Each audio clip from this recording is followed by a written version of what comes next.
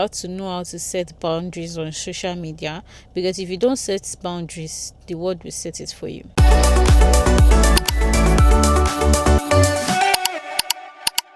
Hello everyone, welcome back to Finding Oiza. If you're new here, don't forget to subscribe, and if you're returning, welcome back.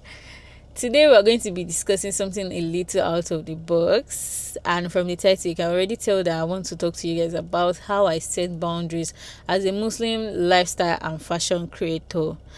Being a Muslim woman in social media comes with a lot of responsibility. You have to know how to walk around being creative, expressive, and also having self-preservation because of your faith.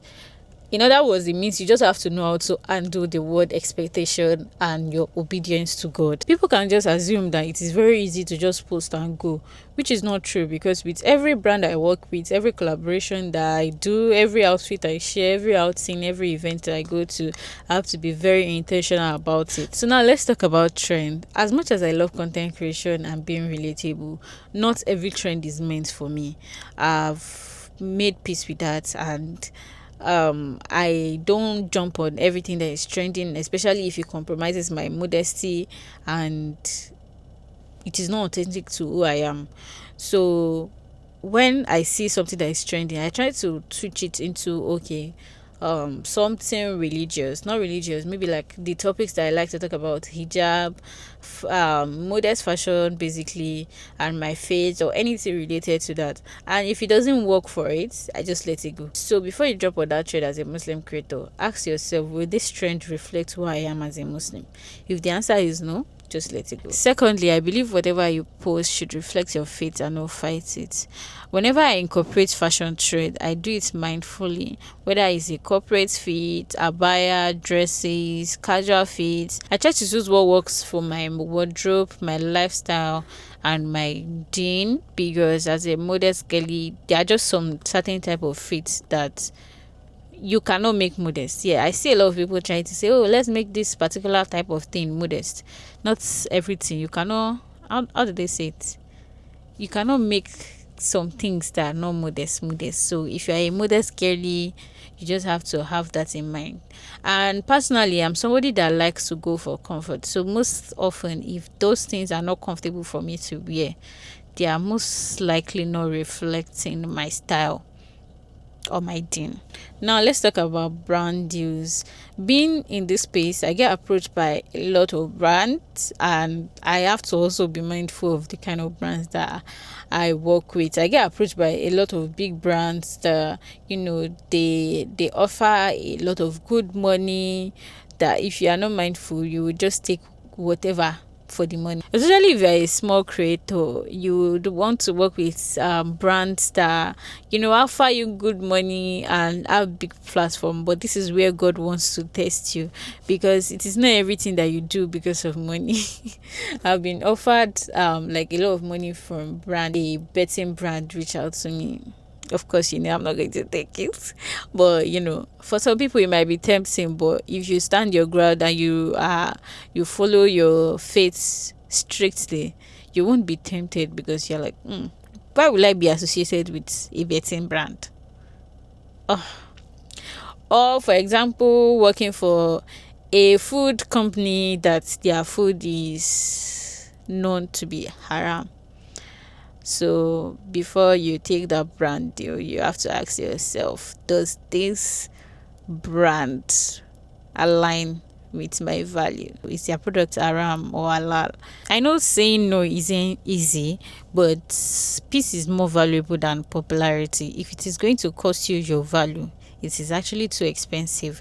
I don't want to be part of campaigns that water down who I am. You have to reflect on who you want to be and be able to say no to certain things. Another one is the haram police, the ones that enter your DM and your comments to say, fear Allah, you are not wearing the hijab correctly, you should remove your hijab, blah blah blah.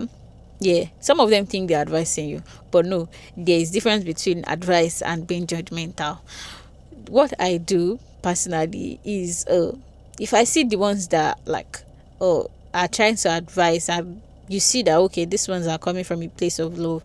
You reflect, because at the end of the day, it's not all of them that are bad. You're like, okay, true, maybe this content might not actually reflect you. Don't have to be ashamed of it. We all sin and God will forgive us. You can just reflect on it. What do I want to do next time? This is what I don't want to do again. But if you see some of them that are just haram police, the ones that just coming from a place of hate, they don't want to hear, they want you to, who even says remove your hijab? Who says that? I just block them. I block them respectfully, because I'm not here to perform. I don't want anybody to look up to me and say, I look up to her, she's a hijab. No. I even say a lot of Muslim influencers say that. Don't look up to me. Don't. Yes, and it's true. You don't have to look up to anybody online. Yes, you can learn the good things. You have to even know what you want personally before you look up to somebody online. You have to know what you want personally, because at the end of the day, everybody is striving, everybody is struggling on their day. We're all in this journey together. Nobody is perfect, so you can't just pick up somebody online and say, okay, this is my role model. Whatever she does, I'm going to do. What if the person, the hijabi that you're calling your role model, removes her hijab tomorrow? Does that mean you're going to remove your hijab too? Seriously, you need to reflect on that. So I just do my own thing, because I'm not here to perform or show that I'm a perfectionist. I'm here to be sincere and also grow online. Lastly, I've also had to set boundaries with what I share online. I don't film everything. I don't share everything. Personally, I'm even lazy to share some certain things. So a lot of creators do this too. They are part of my life that are sacred, like prayer times, family, quiet moments, things that you don't show, the things that are just between you and God. Even people that are very, very close to you don't see it. So not to talk of people online. Not everything needs to be online. So to my fellow Muslim creators, I know the struggle of trying to stay visible without being vulnerable. You just have to learn how to say no, stand your ground, not share everything online, because these days everything is not even story time. You have to set your boundaries. You have to write it. These are the things that would go online. These are the things that can't go online, and stand your ground. And if you don't know, let me remind you now, you're allowed to say no, you're allowed to protect your peace, and you don't have to explain yourself to anybody. And whenever it gets overwhelming, go back to the drawing board and think about what you're doing, why you're doing it, and what legacy you want to leave behind. This journey isn't just about aesthetic, it is about authenticity, being authentic. And I pray Allah subhanahu wa ta'ala will make it easy for us. And that comes to the end of this video. Kindly recommend topics that you want me to talk about, and I'll see you in the next one.